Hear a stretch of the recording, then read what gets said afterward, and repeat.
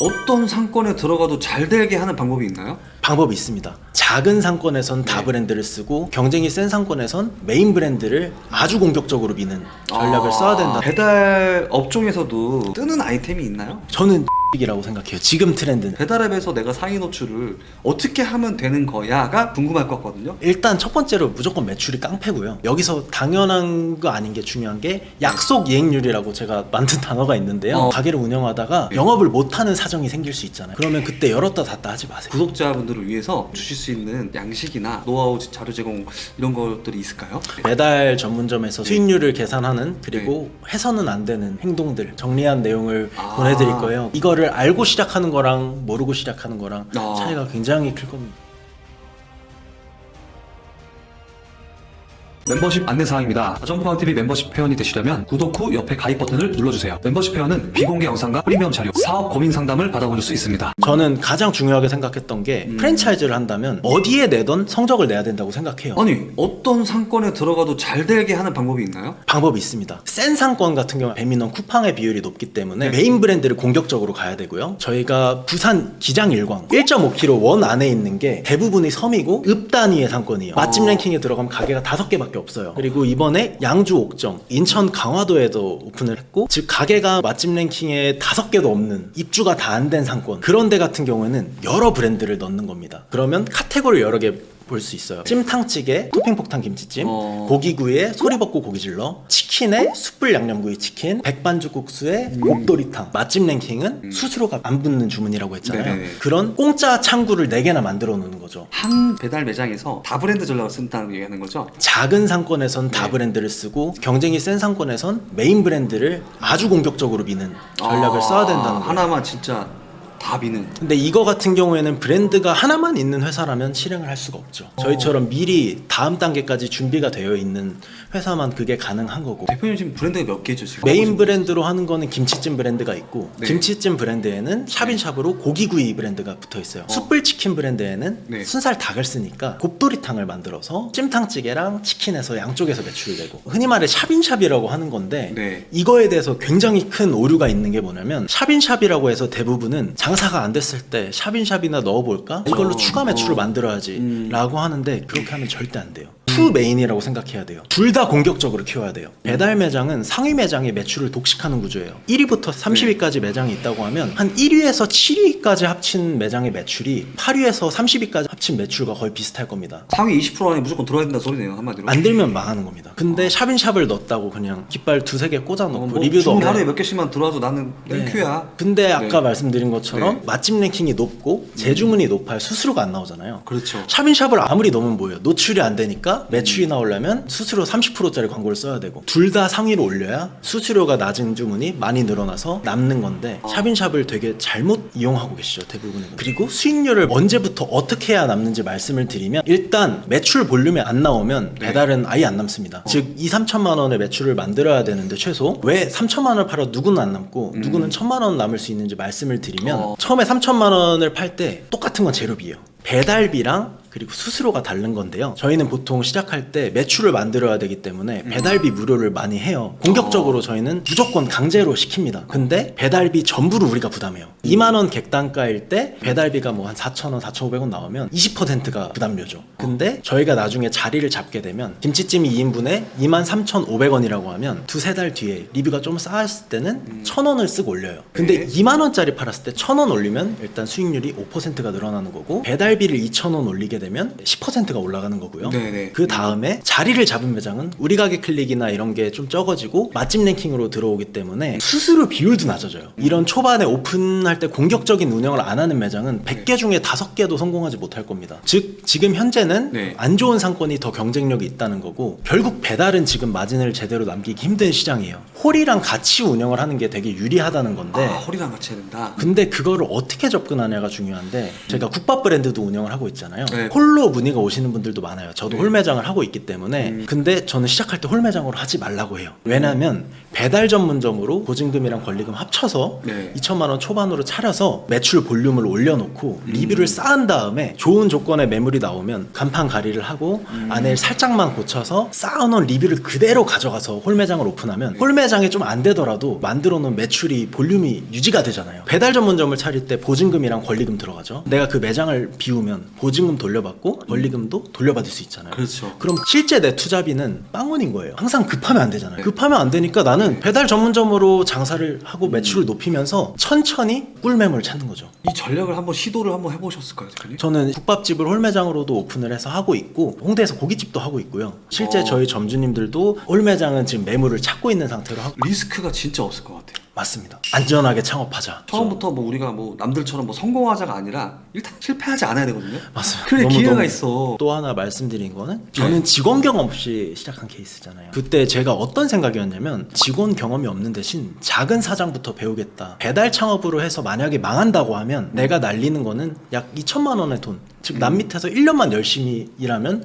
회복할 수 있는 정도의 피해잖아요. 제가 만약에 직원으로 시작했다면 점장도 못 됐을 수도 있죠. 근데 그렇죠. 저는 그 같은 시간을 사장으로 보내면서 그 시간의 농도를 좀 높였기 때문에 빠른 발전을 할 수 있었다고 생각해요. 배달 창업을 희망하는 분들도 다른 배달 매장에서 좀 일하는 기간이 좀 필요하다고 보시나요? 아니면 본인이 직접 한 1년 해보는 걸 선호하시나요? 시작을 하시려는 분의 뭐 미래 계획에 따라서 다른데 만약 내가 좀 늦었다 생각하고 정말 절실하다고 생각하면 사장부터 시작해도 된다고 생각해요. 망하더라도 리스크가 좀 적고 같은 시간에 직원으로 일할 때보다 사장으로 일할 때 배우는 게 다르기 때문에 대신에 이제 안전한 회사나 혼자 하더라도 그만큼 경험을 많이 얻어야겠죠.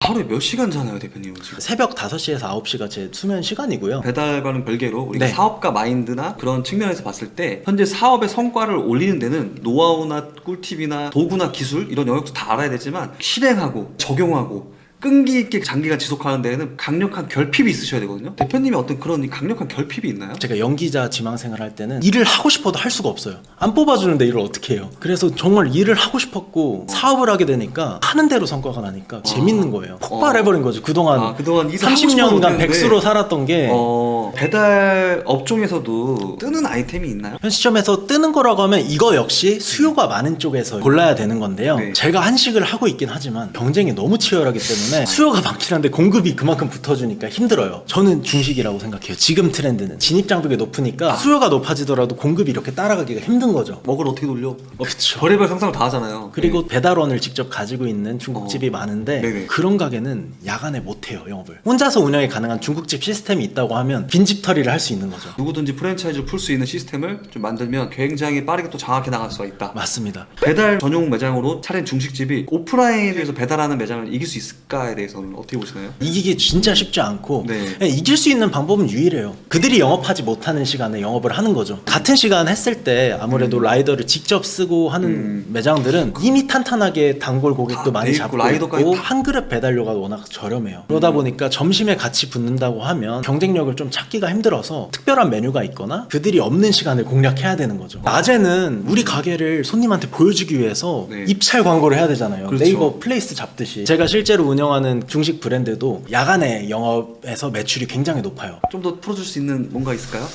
일단은 저는 창업을 처음 한다고 하면은 배달 창업을 무조건 거쳐서 가는 게 좋다고 생각해요. 홀매장을 하던 배달 매장을 하건 확률로 보면 80% 90% 실패를 하거든요. 그거를 되게 운으로 보시는 분들이 많아요. 근데 10번을 차리더라도 10번 다 성공시키는 분들이 있어요. 운이 결국 아니란 소리예요. 통계일 뿐 실력 있는 사람은 낮은 퍼센트를 다 뚫는단 말이죠. 그래서 그런 개념을 좀 느껴보시려면 안전하게 소자본으로 창업을 해서 작은 사장으로 경험을 하고 큰 사장으로 도전해보는 게 어떤가.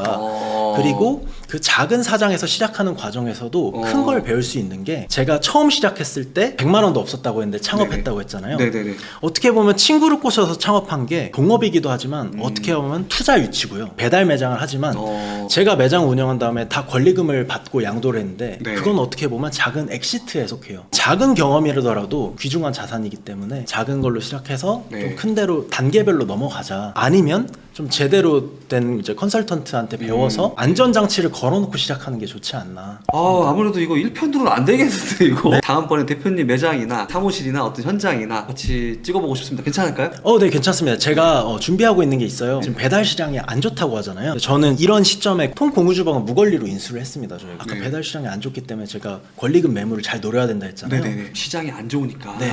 무권리도 나오는구나. 맞습니다. 그래서 네. 아까 제가 배달 매장 운영하면서 리뷰를 네. 쌓아놓고 권리금 싼 거를 끝까지 기다려라고 하는 게 지금 부동산 폭락 기다리는 거 똑같은 거예요. 와, 되게 똑똑하시다 진짜. 제자로 들어가겠습니다.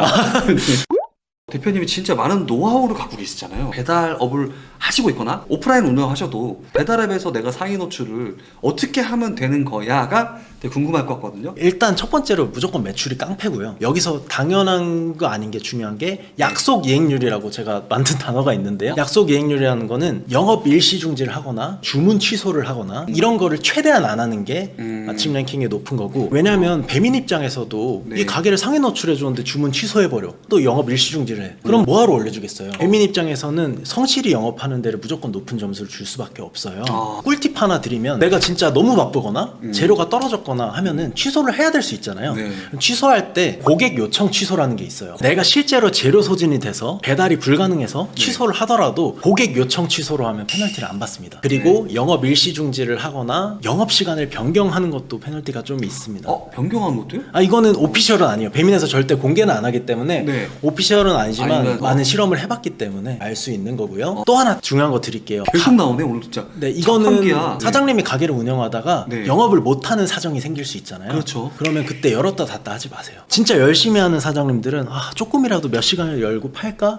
하는 분들이 있는데 네. 깔끔하게 안 열고 영업시간이나 이런 변동 없이 휴무일 딱 지정해놓고 여는 게 덜 페널티 받습니다. 그건 진짜 이분이 사정에서 쉰다라고 배민도 인식하나 보죠? 거기서 자꾸 막 변동을 계속 주면 안 돼요. 배민 셀피 서비스 아래에 보면 변경 이력이 있거든요. 네네. 이거를 보시면서 영업 일시 중지나 뭐 주문 취소나 체크를 해서, 또 다점포니까 여러 매장 하신 분들은 직접 하지 않잖아요. 안 바쁜데 일시 중지를 하는 직원도 있어요. 직원이 주문 취소를 하는지 이거 꼭 체크해 주셔야 됩니다.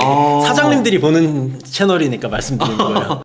저는 이렇게 초대를 하면 자료를 좀 요청드려요. 네네네. 혹시 저희 다점포항 구독자분들을 위해서 주실 수 있는 양식이나 노하우 자료 제공 이런 것들이 있을까요? 배달 전문점에서 수익률을 계산할 수 있는 네네. 그런 양식이랑 해서는 안 되는 행동들, 페널티를 받을 수 페널티. 있는 것들에 정리한 내용을 보내드릴 거예요. 근데 네. 이거를 알고 시작하는 거랑 모르고 시작하는 거랑 아. 차이가 굉장히 클 겁니다. 고정 댓글에다가 안내를 해놓을 테니까요. 큰 응원 감사의 댓글을 남겨주시기 바랍니다. 이렇게까지 안 남겨주시면 여러분들은 진짜 사업하시면 안 됩니다. 기브앤테이크입니다. 대표님이 또 앞으로 행보도 궁금합니다. 한국에서 소자본 창업을 위주로 하고 있지만 여러 브랜드를 통해서 매장 수를 1000개 단위로 확장을 하고 싶은 목표가 있고요. 여러 브랜드를 만드는 이유는 메이저 치킨 브랜드들 보면은 동마다 다 있잖아요. 그렇죠. 뭐 자기들끼리 경쟁시키고 이런 게 전 너무 싫었기 때문에 한 매장당 브랜드를 몇 개로 제한을 해서 서로 경쟁하지 않고 네. 경쟁력 있는 브랜드를 만들 거고요. 두 번째로는 해외에서 한식이 경쟁력이 있다고 생각해서 미국 진출도 준비를 하고 있어요. 포부도 엄청나시고 앞으로 행보가 정말 너무 기대됩니다. 조금 제가 말씀드리고 싶은 게 네. 환경 탓하는 영상이 조회수가 높아요. 진짜 실질적인 정보들이 조회수가 안 나온 채널 많아요. 네. 다점포항도 그래요. 네네. 진짜 여기는 찐 정보들을 드리는데 네. 좀 듣기 싫은 소리기도 하잖아요. 그쵸. 그런 영상들을 좀 많이 보시면 네. 솔직히 뭐- 푸는데 좀 서운하더라고요. 좀. 저도 조회수가 많이 안 나옵니다. 뭐 실질적인 성과를 보신 분들이 또 연락 오면 또 기분 맞습니다. 좋잖아요. 맞습니다. 네. 맞습니다. 오늘 촬영은 여기서 마치도록 하고요. 여러분들의 댓글에 따라서 다음번 촬영을 하든지 결정을 하도록 하겠습니다. 오늘 영상은 여기서 끝. 감사합니다. 고생하셨습니다.